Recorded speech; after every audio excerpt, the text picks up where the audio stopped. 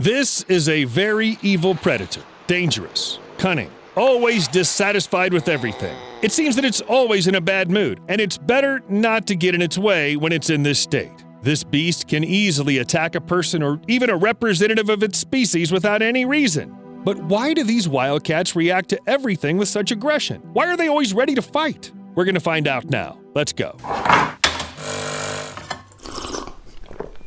For starters, a few facts. Pallas's cat, or manul, is a predatory mammal of the family Felidae. With a hostile stare and very thick fur, Pallas's cat lives in steppe and semi-desert areas of West Central and Central Asia and in the south of Siberia. These are stealthy animals which try to stay away from people as well as their own kind. Forget about lions and their prides. Pallas cats value loneliness and sometimes live at a distance of 5 kilometers from each other. On the area of about 100 square kilometers, sometimes only 4 to 8 cats can live. If people settled with the same density, then in Toronto there would be about 25 to 50 people. At the same time, manuls are much smaller than lions or people. Their bodies are about 46 to 65 centimeters long, and their tails are 21 to 31 centimeters long. So we can say that manuls are the size of a domestic cat. But unlike cats, which sometimes get along well with each other and love people, you'll never notice anything like that with a manul. Pallas cats don't like anybody at all, but they're really fierce predators which know a lot about hunting. Manul's fangs are almost 3 times longer than that of an ordinary cat, and if your pet has ever bitten you, well, multiply that feeling by 3,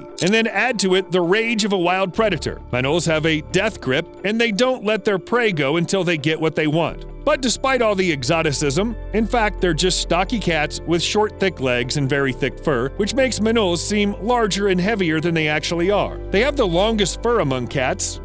It's distributed quite correctly. It's twice as long on the stomach and tail than on the top and sides. Supposedly, this helps keep the cats warm when they're hunting on snow or frozen ground. The length and thickness of their fur also varies depending on the season. In winter, Pallas cat's fur gets thicker, even longer, and heavier. What else can you add to this fluffy thing full of pure rage? High speed and maneuverability. But at this stage, nature's decided that it's a bit scary to make a universal hunter of a manul, so it became the most clumsy and slowest of the wildcats. Running is not for manuls at all, and especially fast running. So this wildcat prefers to hide somewhere in the stones when its opponent is too big. But if it's noticed, the Pallas cat enters attack mode. And frankly, it looks more like a berserk mode. When hunting, the Pallas cat also doesn't try to chase its prey. It won't work anyway. The basis of its menu is fast pikas, rodents, and insects. Sometimes it invisibly pursues its prey, using short vegetation and stony terrain as camouflage. Color helps Pallas cats merge with the surrounding landscape so that they won't be noticed even within a couple of steps. By the way, the shape of the ears gives +5 to camouflage. If they stuck out like the rest of the cats, it'd be much harder for Pallas cats to hide in low grass. However, sometimes they just wait at the entrance to the burrows and pounce on the prey when it comes out. Well, and then long, sharp fangs bite. Ouch!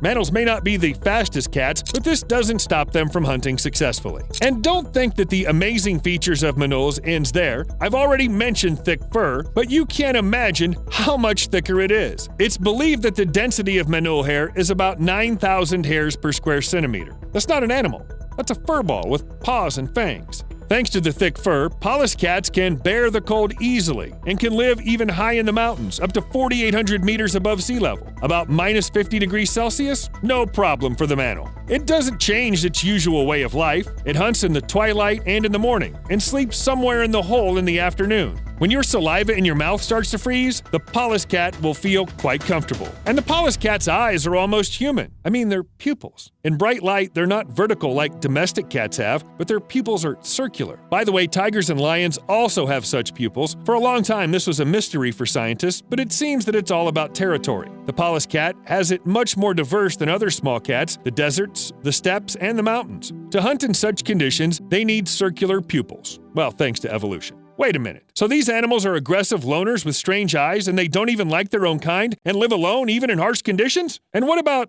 breeding? In fact, despite all this, Pallas cats are quite successful in producing smaller Pallas cats. And even hunting these animals doesn't put them at risk. Perhaps it's because there are quite a few Pallas cats out there, or maybe it's because they fight the hunters. I wouldn't be surprised. but it's still quite difficult to meet a manul in the wild. They live too far away from each other, and they're very good at the art of disguise and don't want to face people at all. And if you see an angry Pallas cat live at least once, you'll realize it's only for the best. However, Pallas cat isn't the only unusual representative of the family Felidae. Meet a fishing cat, a wild predator living in Southeast Asia. And as you probably have already guessed, this cat catches fish. Moreover, it dominates the water, as the predator should. Domestic cats squeamishly shake off their paws if they get into a puddle. Most wild cats don't like water. And if they have to overcome obstacles in the form of rivers or lakes, they do it with obvious dislike. Fishing cat is an exception to all the rules. It not only hunts shallow waters easily and with pleasure, but it also swims perfectly.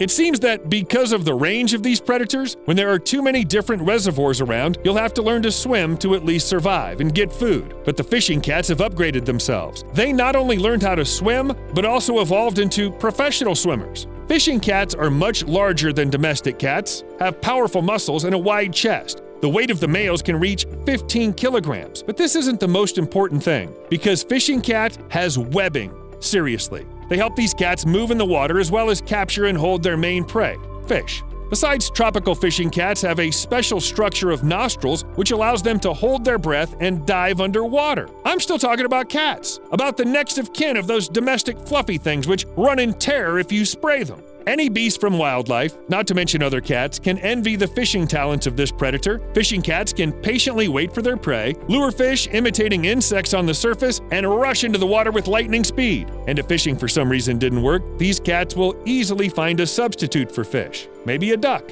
By the way, did you notice the tail? It's really short, because these predators don't need a long tail to keep balance. In water, such a tail only gets in the way, so the fishing cats just got rid of it. No long tail, no problem. Do you remember the sociable manul? Fishing cats also have a reputation as brawlers and bullies, but they avoid meeting people.